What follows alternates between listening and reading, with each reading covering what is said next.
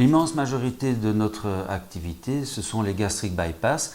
Et dans le service, en 2011, eh bien, nous avons eu 0,5% des patients qui sont restés plus de 10 jours à l'hôpital. L'un est resté 15 jours pour une pneumonie et l'autre personne est restée malheureusement 72 jours pour un problème de fistule.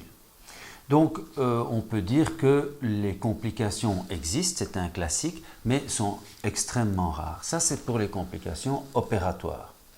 Maintenant, pour les complications plus tardives, le gastric bypass, c'est une intervention qui est très intéressante parce qu'elle donne une bonne qualité de vie. On peut continuer à aller au restaurant, on peut continuer à s'alimenter à peu près normalement, mais malgré tout, particulièrement chez la femme en âge de gestation, eh bien, on peut avoir des carences en vitamine B12, on peut avoir des carences en fer, on peut avoir des carences en calcium, et donc il est nécessaire d'être suivi par le médecin nutritionniste et 3 ou 4 fois par an de faire une prise de sang pour qu'on puisse mettre en évidence cette carence. Alors il suffit de faire une suppléance sous forme de médicaments et c'est assez facile de gérer ces carences induites par l'intervention.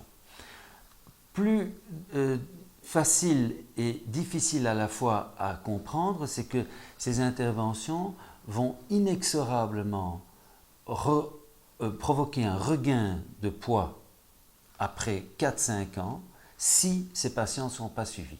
Donc si c'est pour proposer uniquement la chirurgie comme coup de baguette magique, on se trompe.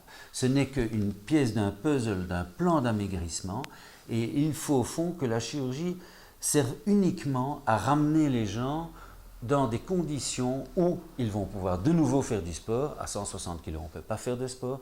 Et une situation où le régime, ou en tout cas une meilleure nutrition, sera immédiatement palpable en termes de perte de poids.